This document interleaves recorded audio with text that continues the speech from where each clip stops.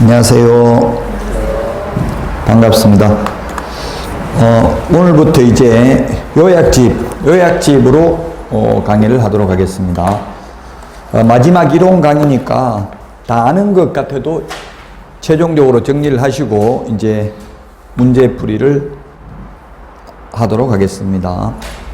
자, 그러면 먼저 오늘 공부할 내용 보도록 하겠습니다. 오늘 공부할 내용이 용어의 정의, 중개대상물, 그 다음에 공인중개사 제도. 오늘 공부하는 내용은 시험에 3문제 정도밖에 안 나옵니다. 2문제 나올 때도 있고요, 4문제 나올 때도 있습니다. 이제 다음 주부터 집중적으로 시험에 많이 출제됩니다. 용어정의라는 것은 이 법에서만 쓰는 용어이죠. 국어사전적 의미가 아니고요. 자, 그러면 먼저 요약집 7페이지에 공인중개사법의 구성을 보도록 하겠습니다. 공인중개사법은 법이 51개 조문이고 시행령 또는 대통령령이라고 합니다.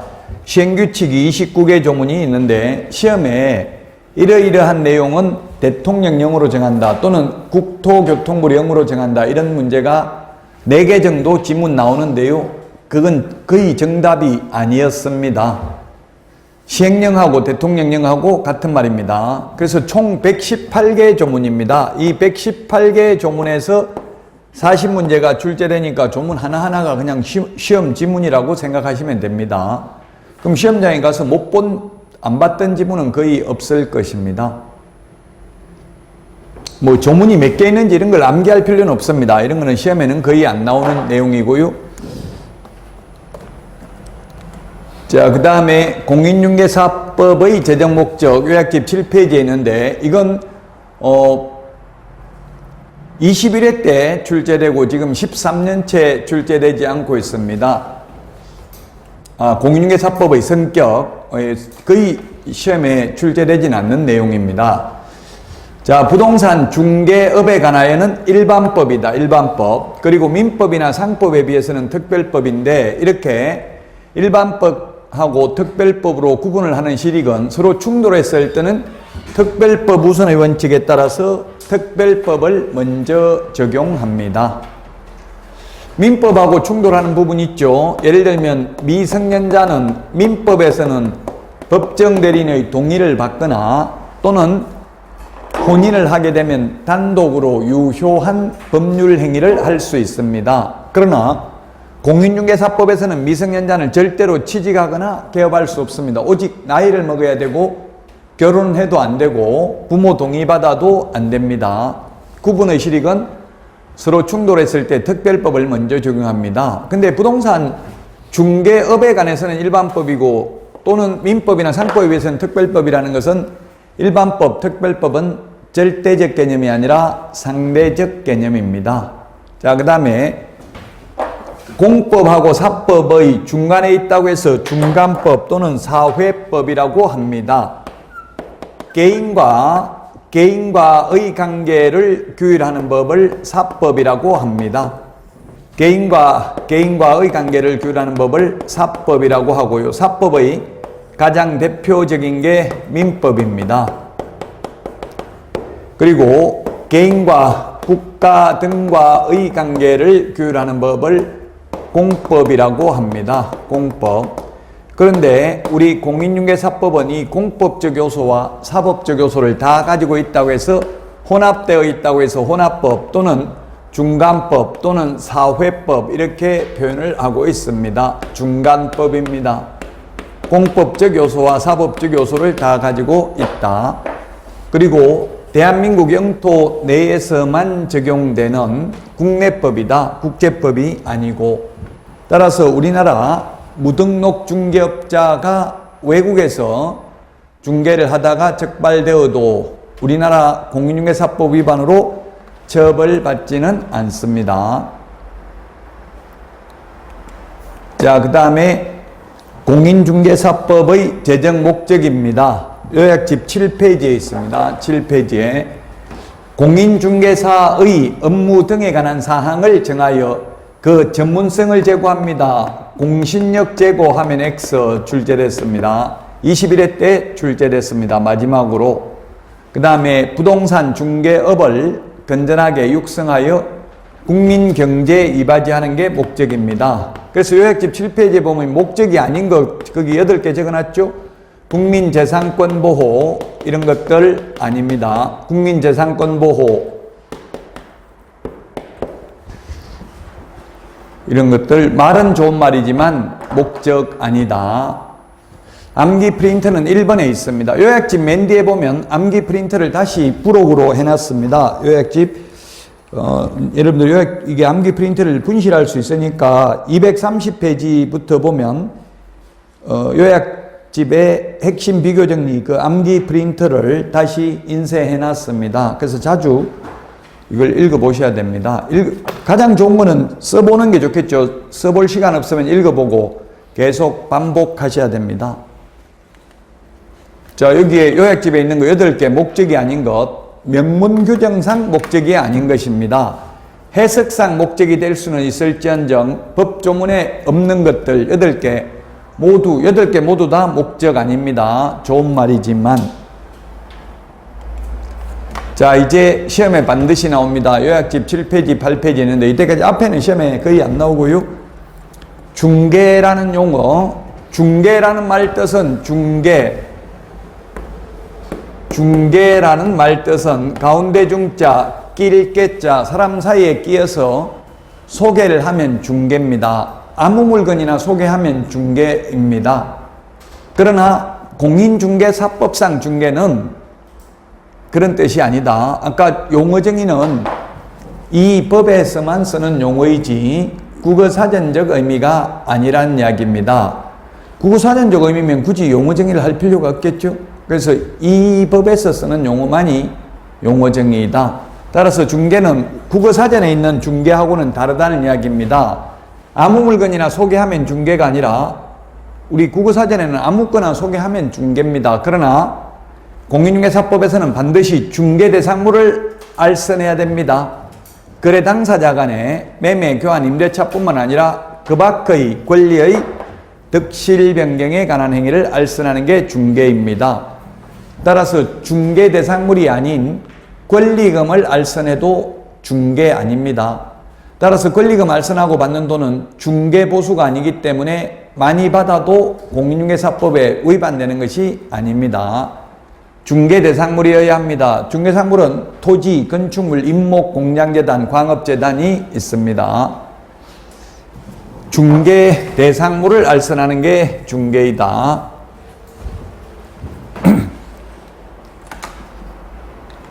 자, 그러면 그 밖의 권리, 중개상 권리 어떤 것이 있냐면 소유권, 지상권, 지역권, 전세권, 저당권. 시험에 가장 많이 나온 게 저당권입니다. 저당권.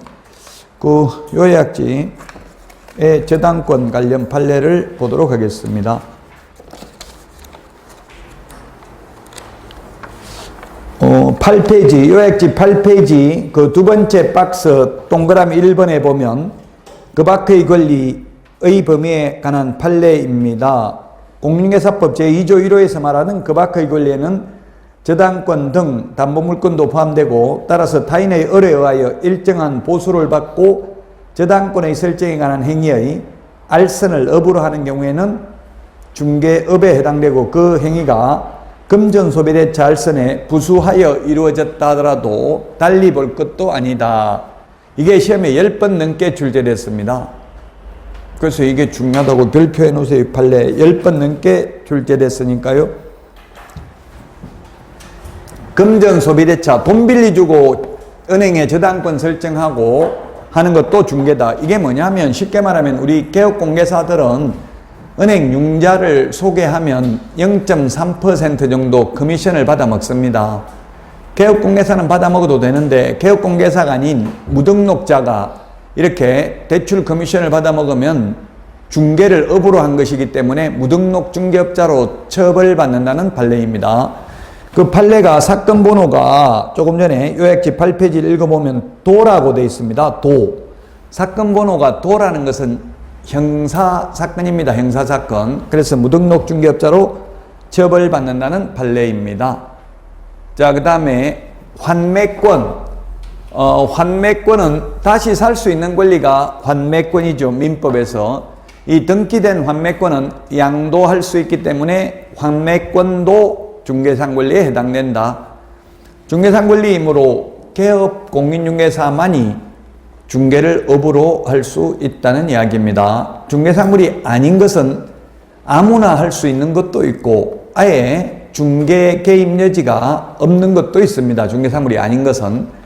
자, 그 다음에 이 유치권, 법정지상권, 법정저당권 요 세 개는 성립에는 중개 개입 여지 없습니다. 이전 양도할 때에는 중개 대상 권리에 해당됩니다. 자, 유치권 그 8페이지 요약지 8페이지 동그라미 2번에 유치권에 관련된 판례가 있는데 유치권이 중개 대상 권리에 해당하는지 여부. 유치권은 일신전속적이 아닌 재산권으로서 이것도 시험에 3번 출제됐습니다.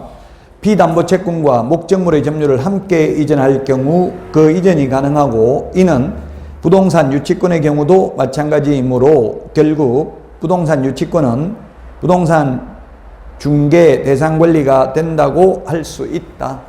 그래서 유치권 시험에 이게 11회 때 유치권 성립인지 이전인지 아무 말 없이 그냥 유치권이라고만 나왔었습니다. 그래도 중개 대상 권리에 해당된다라는 게 정답이었습니다.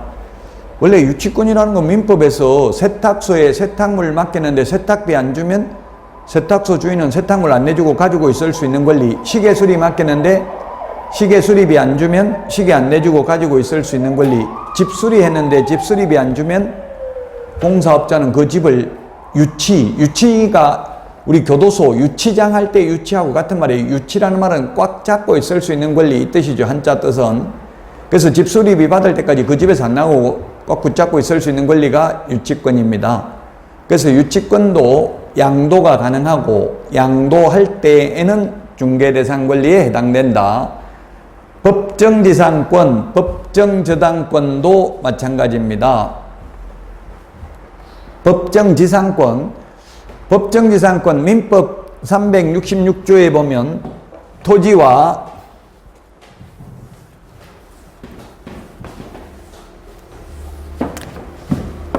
저당권 설정 당시에 토지도 갑의 소유고 건물도 갑의 소유입니다. 이런 경우 저당권 설정 당시 토지와 건물이 동일 소유이었다가 만약에 토지만 임의경매로 을이 낙찰을 받았을 경우에 이 갑은 을 토지를 계속 사용할 수 있는 이른바 법정지상권이 성립합니다. 그래서 법정지상권 성립에는 법률의 규정에 의해서 성립하니까 성립에는 개입 여지가 없고 이전 양도할 때에는 중개상 권리에 해당된다. 법정저당권도 마찬가지입니다. 법률의 규정에 의해서 저당권을 설정한 것으로 보기 때문에 성립에는 개입 여지 없고 이전 양도할 때는 중개상 권리에 해당된다. 지금 하고 있는 게 공인중개사법에서 가장 어려운 부분입니다. 논란의 여지가 있고 해석상 문제이기 때문에 이제 오늘 용어정의 중개상물만 끝나고 나면 논란의 여지 없죠. 자, 그래서 기출문제를 보면 기출문제 나왔던 것들입니다. 지역권도 그 밖의 권리에 해당된다. 지상권, 지역권, 전세권, 임차권, 환매권, 유치권 이런 거 다 중개상 권리에 해당된다. 지역권 설정을 알선하는 행위. 이게 30회 때 나오긴 했는데 현실적으로 지역권 설정하는 경우는 극히 드물기는 하죠.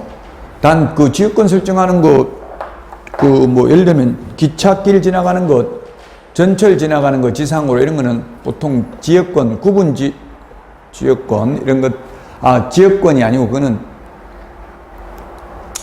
그 전철 지나가는 거는 지상권 설정하겠네요. 지역권은 거의 없습니다. 통행지역권, 인수지역권, 관망지역권 이런 게 있는데 현실적으로 거의 없는데 시험에 출제됐습니다. 민법에서도 지역권에 대해서는 시험에 거의 안 나오죠, 잘. 왜냐면 현실적으로 잘 없기 때문에. 어쨌든 용익물권이잖아요. 지상권, 지역권, 전세권 다 중개상 권리에는 해당된다.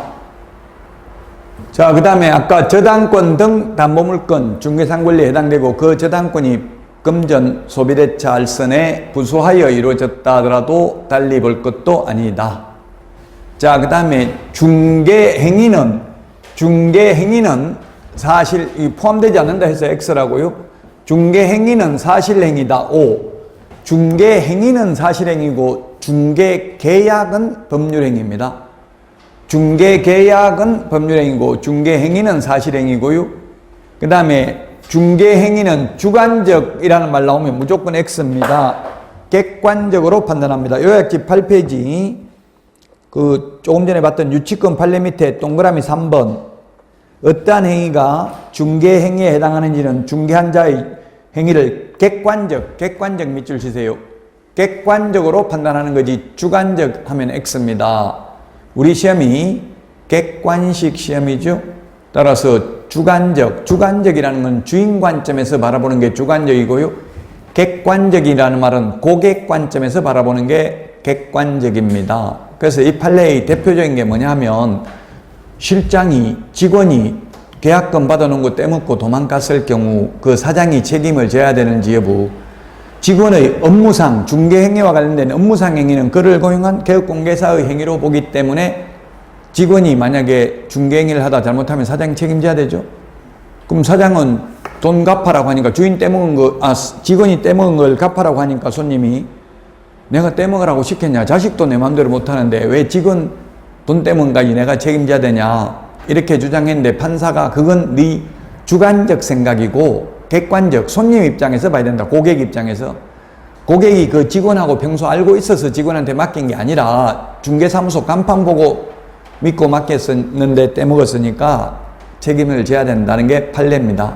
그래서 중개행위에 해당된다. 계약금 떼먹는 것도. 그러므로 보험금 지급 대상이 된다는 판례입니다. 자, 그 다음에 중개행위는 거래 당사자 쌍방으로부터 의뢰받는 경우뿐만 아니라 일방으로부터 의뢰받는 경우도 포함된다. 맞는데요, 이게 매도인 이전에 개업공개사 A라는 개업공인중개사가 있고 그 다음에 이 정보망을 통해서 부동산 거래 정보망을 통해서 B 개업공개사가 있고요. A 개업공개사에게 매도 의뢰, 팔아달라고 의뢰를 했습니다. 그리고 B 개업공개사는 매수 의뢰인이 매수해달라고 의뢰했습니다. 그 매도 의뢰를 받으면 현실적으로 보면 어떻게 하냐면 보통은 자기 혼자 한 며칠 가지고 있어 봅니다. 거래되는지. 그래도 거래 안 되면 불안하죠. 왜냐면 이게 나한테만 내놓은 게 아니라 다른 중개업소에도 내놨을 가능성이 많다고 여러 군데 다니면서. 그래서 불안하니까 빨리 거래 성사시키려고 정보망에 정보를 공개합니다. 그러면 이 B 개업공개사가 매수 의뢰를 받아가지고 정보망에 들어가서 매수인이 원하는 물건을 찾아냈습니다. 물건 찾았다고, 손님 있다고 어디다 연락합니까? 매도인한테 직접 살 사람이 있다고 연락한다.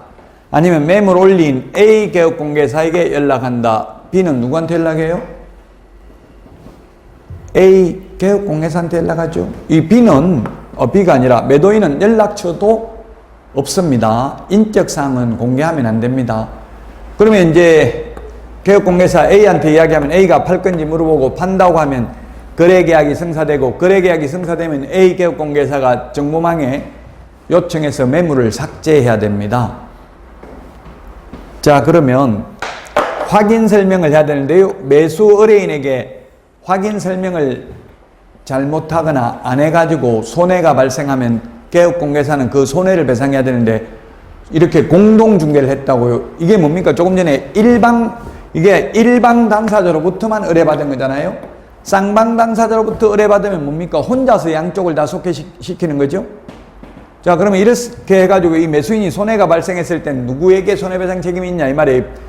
B가 의뢰받았으니까 B에게만 있다. A는 이 사람 손님 받은 적은 없어요. 근데 공동중개했어요. A에게도 있다. B에게만 손해배상 책임이 있다. 답이 뭐냐고요? 둘 다? 네, 둘 다 있죠. 둘 다. 이것도 중개행위라고, 일방 당사자로부터만 의뢰받아도 그 중개행위라고요. 중개행위와 관련된 것만 손해배상을 해야 된다고요. 그래서 이 두 명이 개입되어 있으면 확인설명서, 계약서에 개업공개사 두 명 다 도장 찍죠. 도장 찍는 건 책임지겠다는 이야기잖아요. 그래서 둘 다에게 책임이 있습니다. 만약 공동중개하다가 사고가 난 경우, 손해 발생한 경우. 그래서 일방 당사자로부터 의뢰받아서 중개하는 경우도 포함된다고요. 역시 중개행위에 해당된다. 쌍방 당사자로부터 의뢰받는 게 단독 중개고요. 일방 당사자로부터 의뢰받는 게 공동 중개죠.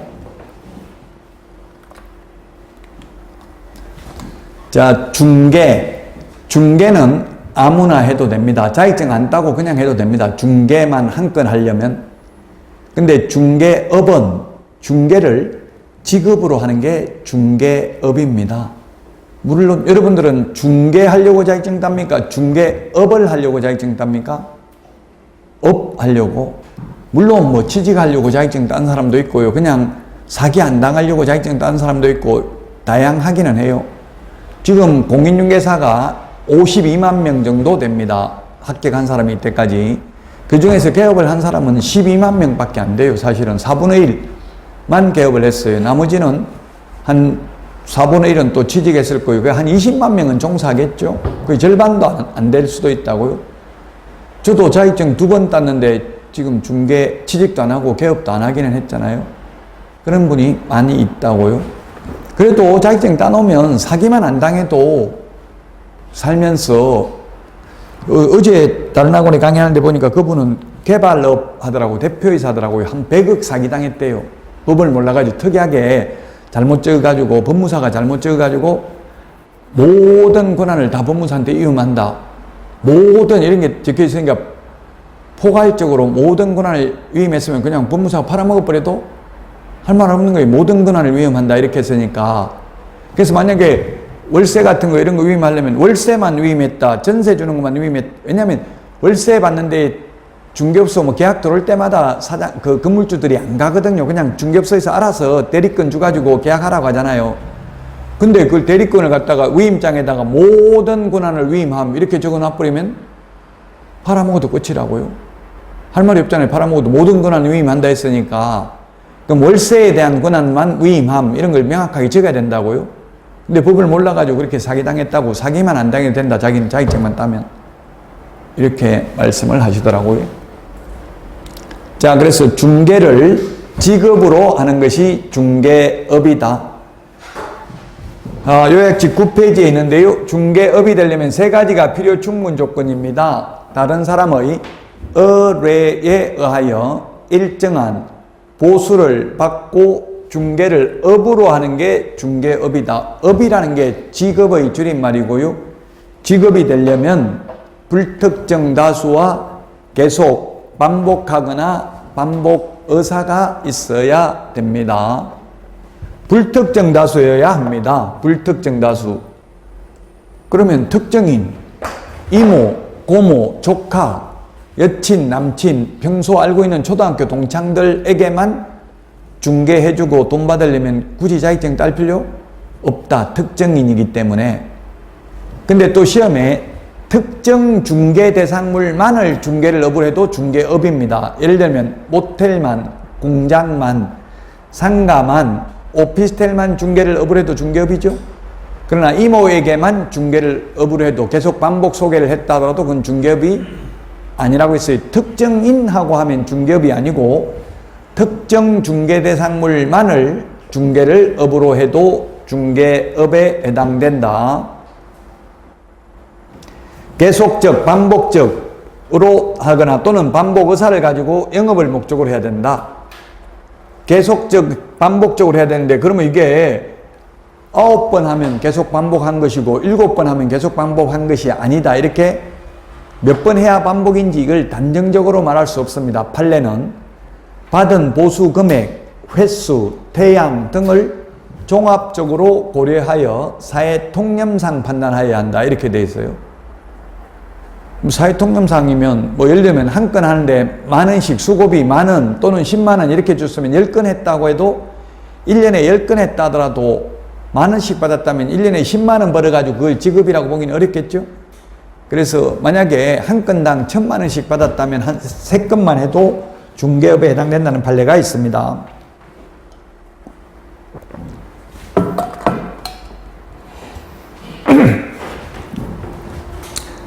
그 다음에 반복하진 않았지만 반복 의사가 있으면 중개업입니다. 단 한 건만 해도 무자격자가 간판 달고 했으면 간판을 달았다는 것은 손님 오면 손님 받을 의사가 포함되어 있는 거죠.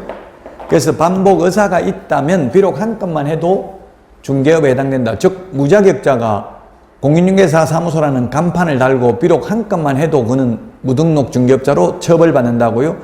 간판 속에는 영업을 계속할 의사가 포함되어 있기 때문에 그렇습니다.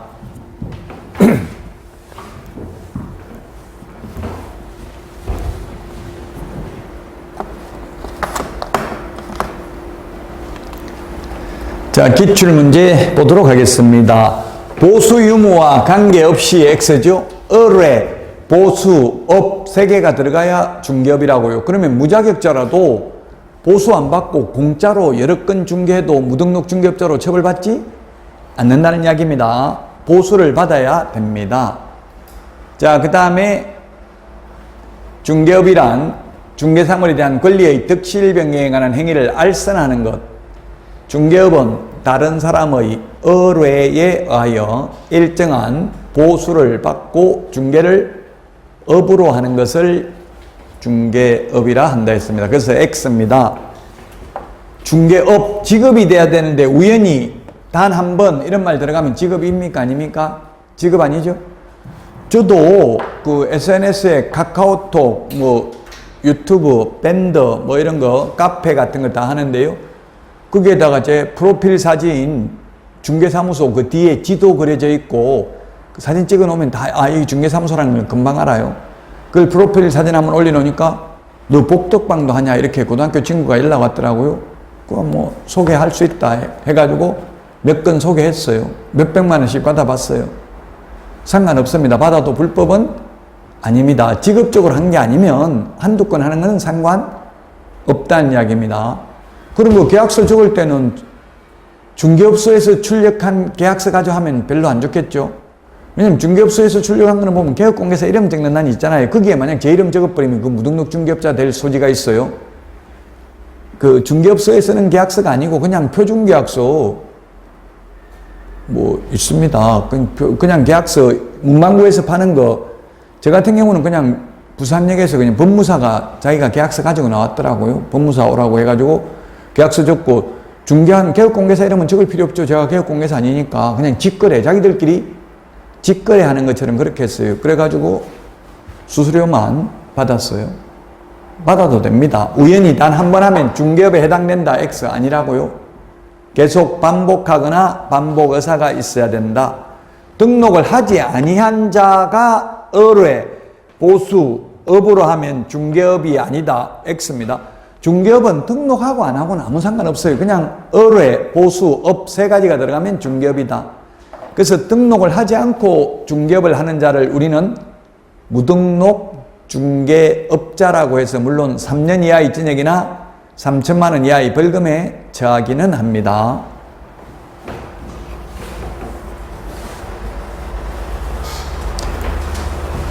지금 공인중개사법이 4월 18일 날 바뀌었고요. 부동산 거래 신고 등에 관한 법률도 바뀌었습니다. 그 요약집 원고를 인쇄소에 넘기는 날 바뀌었어요. 그래서 요약집 군데군데 내용을 수정은 하긴 했는데 100% 다 반영이 안 돼 있을 수도 있어요. 갑자기 뭐 지금 10분 안에 다 빨리 원고 고칠 것은 빨리 고치라는데 그게 찾아도 다 못 찾았을 수 있어요. 그러니까 좀 혹시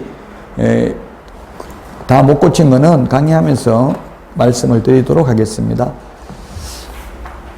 기본서에 없는 내용이 바뀐 게 많이 있다는 이야기입니다.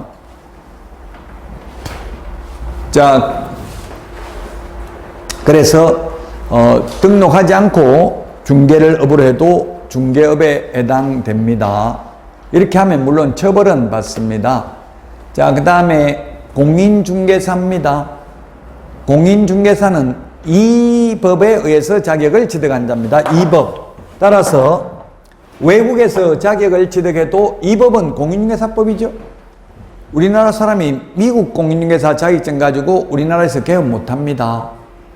미국서 자격증 따도 공인중개사 아닙니다. 미국 사람이 우리나라에서 자격증 따면 공인중개사죠.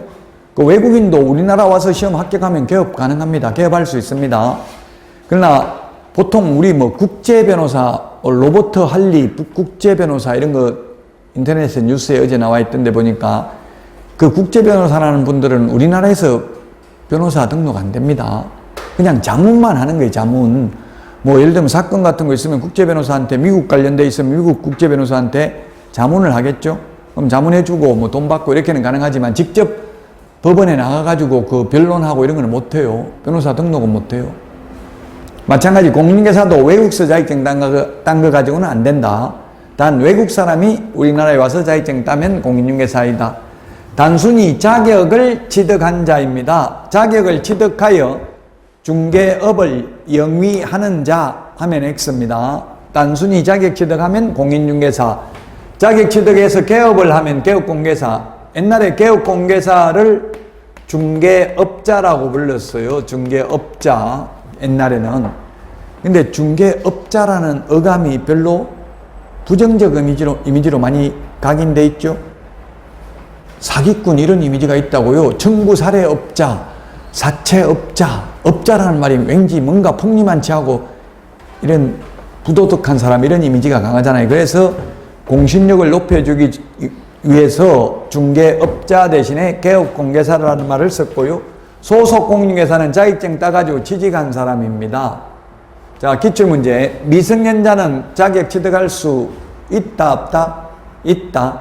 자격 취득 못하는 거는 딱 두 가지. 부정행위 5년, 자격 취소 3년 빼고는 모두 시험은 볼 수 있다. 외국에서 자격을 취득해도 외국법에 의해서 자격을 취득해도 공인중개사 아니다. 이 법에 의해서 자격을 취득한 자다. 외국인은 공인중개사 될 수 없다. X. 외국인도 우리나라에서 시험 합격하면 공인중개사 될 수 있다. 그래서 중국 동포, 베트남 분들 합격한 분들이 있습니다. 이 법에 의해서 자격을 취득한 자가 공인중개사입니다. 자, 개업공개사입니다. 개업공개사는 이 법에 의해서 중개사무소 개설 등록을 한 자를 개업공개사라고 합니다. 이 세 가지가 있는데요. 부칙개공, 요거는 시험에 거의 잘 안 나오는데 정식 명칭은 법 7638호 부칙 제6조 2항의 규정에 의해서 중개사무소 개설 등록을 한 것으로 보는 자 이렇게 되어 있습니다. 너무 길기 때문에 줄여서 부칙개공 또는 중개인 또는 부칙개업공개사 이렇게 줄여서 부르도록 하겠습니다. 다 같은 말입니다. 이게 뭐냐면 자격증 없이 옛날에 복덕방 하다가 지금도 기득권을 가지고 계속해서 자격증은 없지만 중개업을 하는 사람들을 말합니다. 거의 없죠. 이제 옛날에는 많이 있었는데요. 이 세 가지 종별이라는 게 시험에 잘 나오지는 않습니다만 종류별 이 말입니다.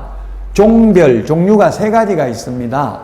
이 세 가지 종류를 바꾸려면 원칙적으로 이 종류를 바꾸려면 신규 등록을 해야 됩니다. 다만 예외적으로 부칙개공이 자격을 취득하여 동일 등록관청 안에서 공인중개사인 개업공개사로 계속해서 중개업을 영위하려면 등록증 재교부 신청을 하면 됩니다. 부칙개공 들어가는 것은 시험에는 거의 잘 나오지는 않습니다. 자, 법인이라고 하면 회사입니다. 회사, 법인. 법적으로 사람을 법인이라고 하죠. 회사라는 이야기입니다.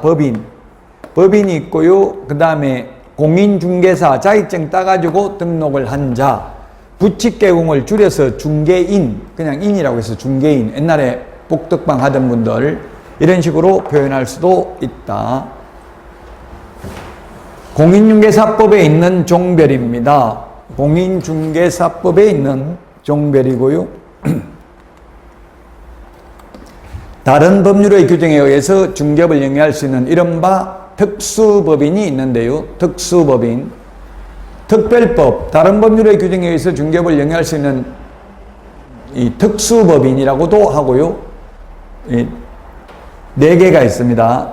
지역 농협, 한국자산관리공사, 산업단지관리기관, 지역산림조합 4개가 있는데 이 4개 회사가 어떤 일을 하는지는 시험에 거의 안 나옵니다. 왜냐하면 현실적으로 이러한 특수법인들이 중개업을 거의 하지 않고 있기 때문에 그렇습니다.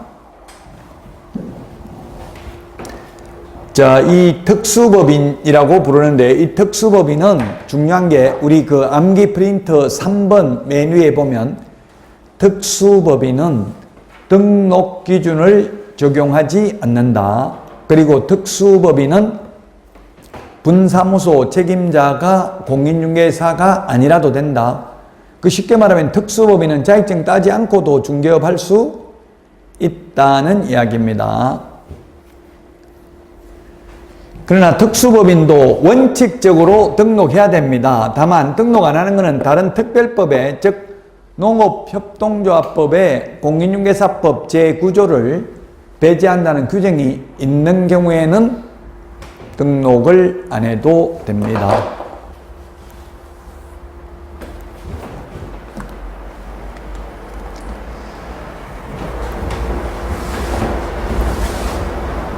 개업 공인중개사란 공인중개사법에 의해서 등록을 한 자고요. 그 다음에 이거는 공인중개사.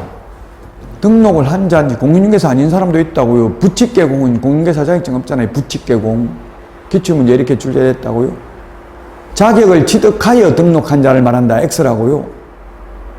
부칙개공은 자격증 없이 등록을 한 것으로 봅니다.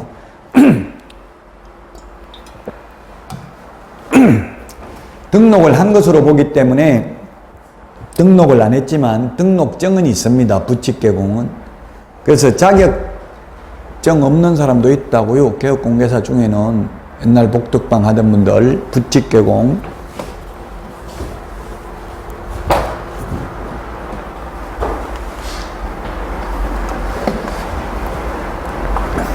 자, 그 다음에 소속 공인중개사입니다. 소속 자격증 따가지고 소속이 돼 있다는 이야기죠.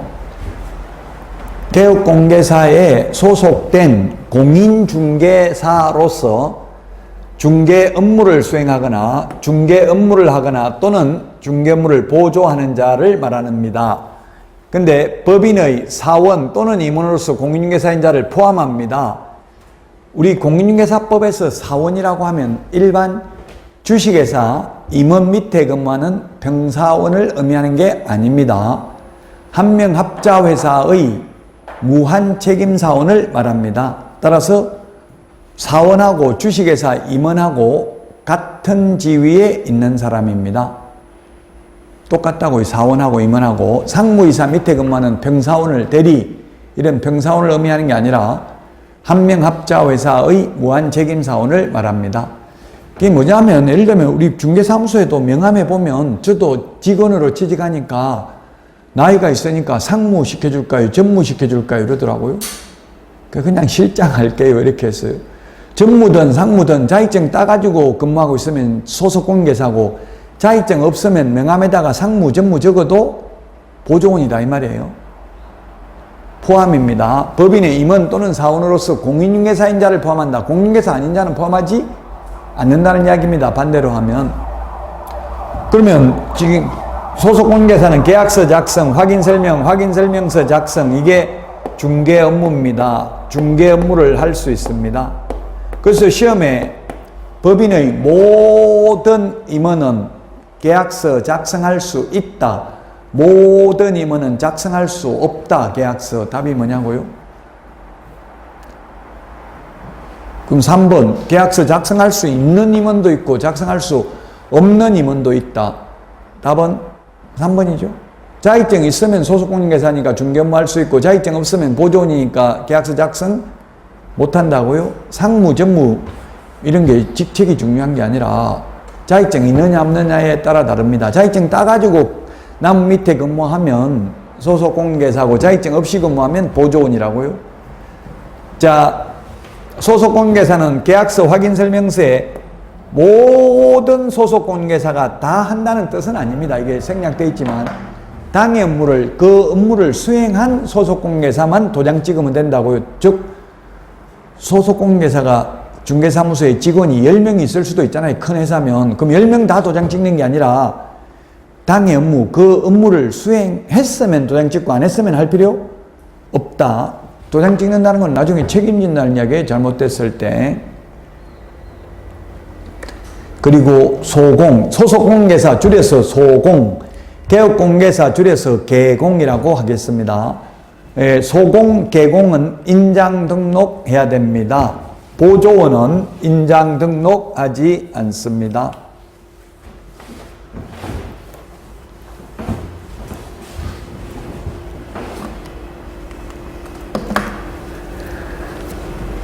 자, 기출문제 보도록 하겠습니다. 소속공개사란 법인인 개업공개사에 소속된 공인중개사만을 말한다. 법인에 소속될 수도 있고 개인 개업공개사 밑에 소속될 수도 있잖아요. 만자 들어가서 X죠. 만뿐 하나여 절대로 이런 말 들어가면 거의 80%는 X입니다. 법인의 사원으로서 중개업무를 수행하는 공인중개사는 소속공개사 아니다. X. 소속공개사이다. 법인의 사원 임원을 포함한다 했습니다. 제외가 아니라 포함입니다. 개업공개사란 법인의 사원으로서 중개업무를 수행하는 공인중개사는 개업공개사인 법인의 사원으로서 중개업무를 수행하는 공인중개사는 소속공개사이다. 자격증 따가지고 하면 상무든 전무든 자격증 있으면 소속공개사고 자격증 없으면 중개보조원이다. 보조원입니다. 소속공개사는 공인중개사로서, 보조원은 공인중개사 아닌 자로서 개업공개사에 소속되어 현장 안내 및 일반 서무 등 단순한 업무를 보조할 수만 있습니다. 그래서 소공하고 보조원하고 차이점, 중개업무 할 수 있고 없고가 차이점이고요. 보조할 수 있는 점은 똑같습니다. 둘 다 고용관계 종료 대상이다. 고용신고는 업무 개시 전에, 고용관계 종료 신고는 사후 10일 이내에 해야 됩니다. 그 다음에 확인설명서 작성, 계약서 작성은 중개 업무이기 때문에 보조원은 안 되고 소속 공인중개사는 할 수 있습니다.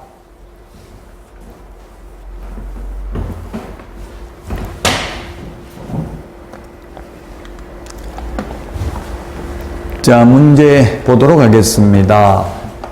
보조원이란 개업공개사에 소속되어 중개사물에 대한 현장 안내는 가능한데 계약서 작성은 중개업무니까 못하죠. 확인설명서 작성, 확인설명은 못합니다. 그래서 X고요. 자, 그 다음에 확인설명 의무를 부담한다. X. 확인설명 하면 안 됩니다. 보조원은 의무가 있는 게 아니고요. 아예 하면 안 됩니다. 의무 있다. X. 중개업무 못한다고요? 확인설명 의무, 계약서 작성, 확인설명서 작성 못합니다. 보조원은 현장 안내 및 일반 서무 등 단순한 업무를 보조할 수 있습니다.